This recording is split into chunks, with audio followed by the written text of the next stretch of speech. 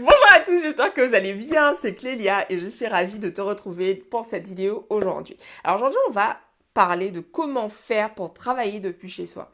Je te fais cette vidéo parce que j'ai pleinement conscience d'à quel point ça peut être difficile en fait de se mettre au télétravail, de travailler depuis chez soi en fait. En général, ben voilà, quand on est salarié, on rentre chez nous, on chill et on n'est pas du tout dans ce truc de productivité en étant chez soi. C'est vraiment l'endroit où on est censé avoir l'esprit ailleurs. Et là, en fait, pour beaucoup d'entre vous, vous découvrez vraiment le télétravail, voilà, accomplir ces tâches alors même qu'on n'est pas dans le cadre, dans l'espace, euh, sur son lieu de travail en fait. je buguais.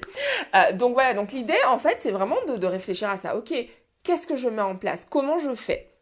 La première chose sur laquelle je voudrais attirer ton attention, c'est de respecter ton rythme. Ça a été vraiment quelque chose qui a été très challengeant pour moi quand je suis devenue entrepreneur à temps plein, parce que j'étais persuadée qu'il y avait un truc, un modèle à suivre.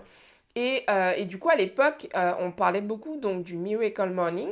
Et voilà, je m'étais mis, genre, je me levais pendant quelques temps à 5 heures du matin, etc., machin. Et en fait, j'étais épuisée.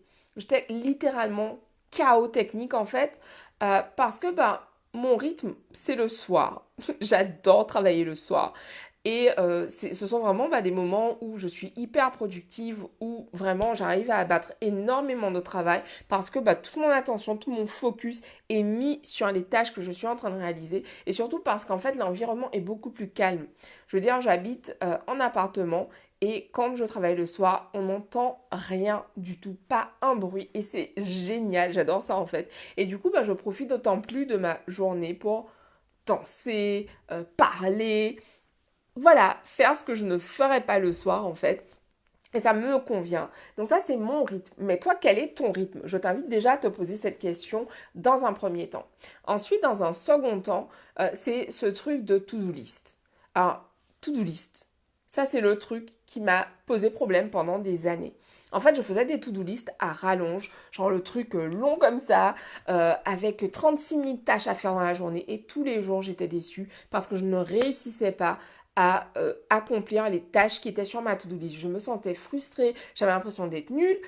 Et putain, mais en fait, c'était juste que c'était irréalisable en fait. Donc vraiment, mon invitation pour toi, c'est vraiment de mettre 3 tâches.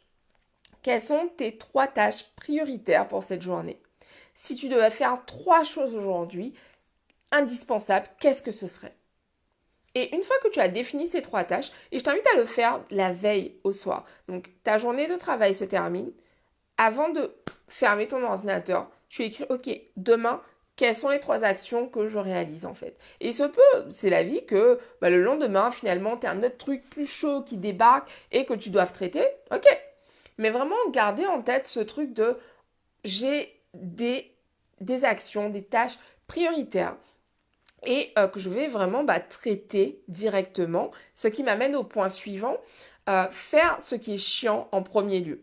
On a tendance à procrastiner les trucs qu'on n'a pas envie de faire, à les mettre de côté comme si au bout d'un moment ils allaient devenir plus sexy. Mais en fait non, ça ne devient pas plus sexy. Pour ma part par exemple, traiter des papiers, trier, faire le tri dans des documents administratifs, mon Dieu, mais c'est vraiment le truc horrible quoi. Voilà, punition quoi pour moi de faire ça.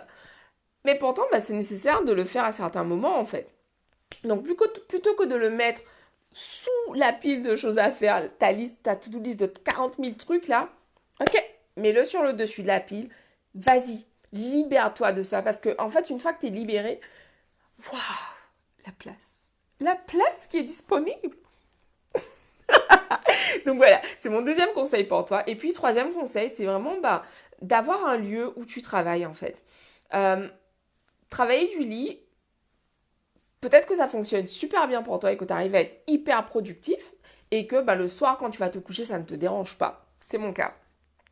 Mais vraiment ce qui est conseillé c'est voilà, d'avoir un endroit pour travailler. Donc si tu habites dans un lieu qui est petit où tu n'as pas forcément ton bureau, ta chambre, etc. Ok, ça peut être juste être devant ta table et te dire que quand tu travailles, pendant 2 heures, tu t'assieds devant ton bureau et voilà, tu bosses en fait, tu donnes tout. Si tu as un bureau chez toi, justement, fais cet effort de sortir de ta chambre, de garder ta chambre vraiment comme étant ce lieu où tu te relaxes, où tu te reposes, où tu prends du bon temps. Et du coup, ben, tu vas à ton bureau pour bosser en fait. Parce que du coup, ben, ton cerveau fait cette différence. Ok, là, on est là pour chiller. Et là, en fait, on est là ben, pour envoyer, pour tout donner, pour bosser en fait. Ça t'aide vraiment à faire ce shift de ok, let's go. Ça aide énormément. Autre chose que je fais, c'est que j'utilise beaucoup les sons binauraux pour pouvoir me concentrer. Donc du coup, ce que tu fais, c'est que tu vas juste sur YouTube et tu tapes sons binauraux.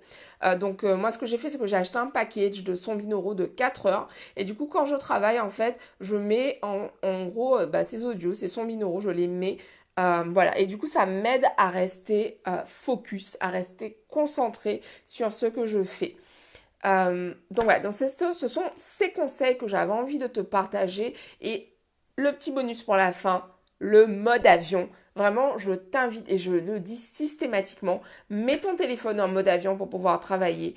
Parce que ben voilà, les notifications qui pop à tout va, un tel qui t'appelle alors que tu viens tout juste de commencer à bosser sur un truc, ça va pas le faire en fait. Donc vraiment, fais-toi ce kiff, mets ton téléphone en mode avion et puis applique les conseils précédents que je t'ai partagés. Je vous embrasse et je vous dis rendez-vous demain pour une nouvelle vidéo. Ciao!